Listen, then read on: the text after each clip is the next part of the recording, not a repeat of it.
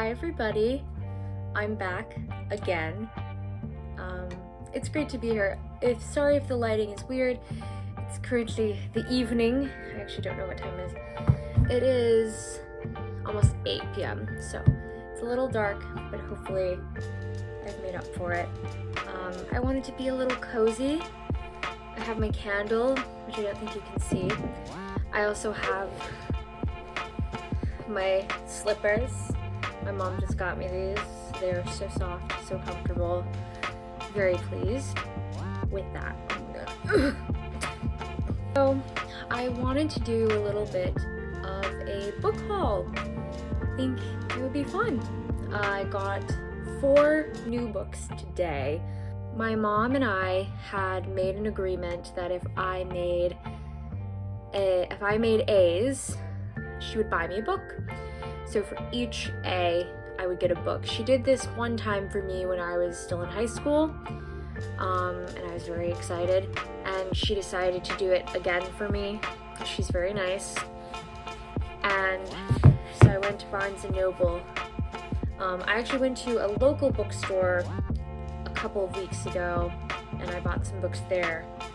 And then I went to Barnes & Noble, and this is what I've got. So I'm gonna go ahead and talk through the 4 books that I got, and we're just gonna have a nice little time. I'm excited. So the first book I got, I think one of my professors is going to be very pleased with me that I got it.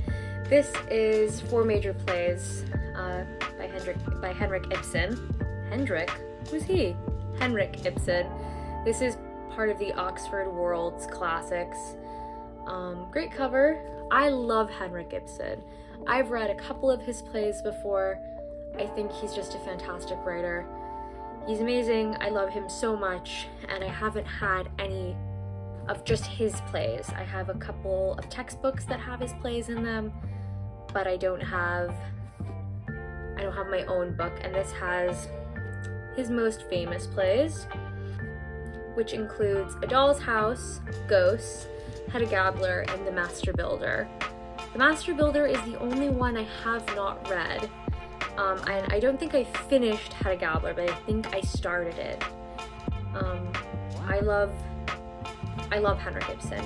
He's considered to be one of the first feminist playwrights in Europe, which is great because he's a white guy. Love him though. He slays. So I decided to stay in this particular spot of the bookstore, which was poetry and literary criticism. It's an area that has long been abandoned by me, and now that I'm in university and I'm thinking more and I'm just so intelligent and smart. No. Now that I am starting to approach literature as like a thing that you study, not just reading as a hobby, I tend to stay in the literary criticism part of the world. This is not technically literary criticism, but it was in the section. This is Albert Camus' Committed Writings, and it is basically, it's described as the pivotal collection embodies Camus' radical and unwavering commitment to upholding human rights, resisting fascism, and creating art in the service of justice. So these are basically thematically linked essays, is how it's described. And I'm very excited because I've never read Albert Camus' work, and I've always wanted to. It's very intimidating. To read anything that is political or philosophical can be really challenging and very intimidating, and I'm a little nervous, but I think that he will be, I think this specifically is going to be a good place to start, so I'm excited about that. Next, I got Slouching Towards Bethlehem by Joan Didion. Joan Didion is someone that I have not read, and I really feel like I'm missing out. The FOMO is real when it comes to Joan Didion. I'm very, very excited to read this. Actually, I was watching a video of Rosamund Pike, and she suggested this book. She apparently loves it, and she's such a smart, sophisticated, pretty British lady, and I figured, well, we should probably do this. We should probably read this, and also have been meaning to read Joan Didion for the longest time. So this is a collection of essays. I'm totally thrilled. I'm really excited. Okay, so last, because I only had 4 classes last semester. I had 4 classes last semester, and I got 4 A's. This is just me flexing on how I got all A's. No bitches wish! No, I'm just kidding. So, the last novel I got was actually in the fiction section. I almost got War and Peace today, because I am currently about 30% of the way through with Anna Karenina, and I love it so much. I was like, let me just get War and Peace. Considering that I hadn't finished Anna Karenina yet, or I haven't finished Anna Karenina yet, I cannot justify buying a book that ginormous.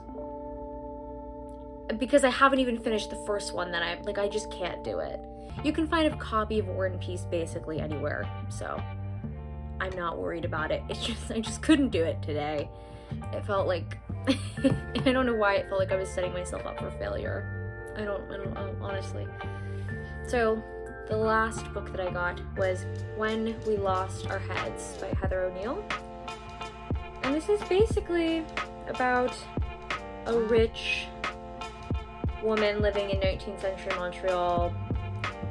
She becomes friends with this woman named Sadie, this girl, and I think it is gay. I think it's gonna be gay.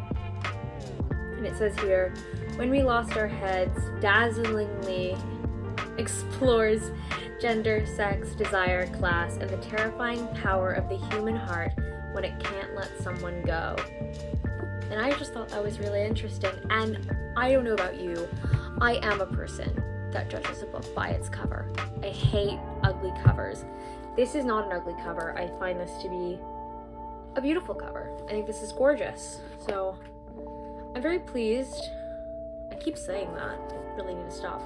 So I'm very excited to read this because this seems fun. It's a little bit different than the books that I got here, which are a little bit more thinky.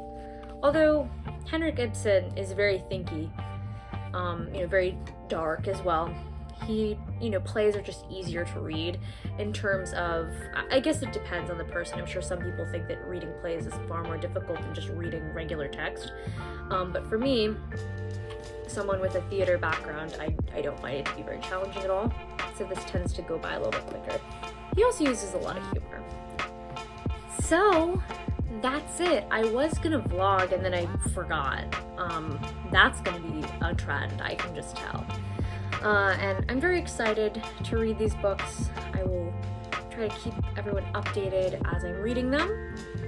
But for now, I need to work out and I need to go to bed because I have work at 8 o'clock in the morning.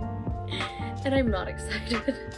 I'm not excited at all, but I get off at like 3:30, so it'll be okay. Thank you so much for watching. You can follow me on Goodreads, you can follow me on Letterboxd, I'm also on Pinterest. All of that is in my channel description. And what else? Oh, subscribe if you wish, comment, like. It helps so more people can see what I'm doing. Only if you want. I don't want anyone to feel pressured into, I feel obligated to give these call to actions. Because capitalism, baby. Anyways, thank you so much for watching, if you are, and I will see you again soon. Goodbye!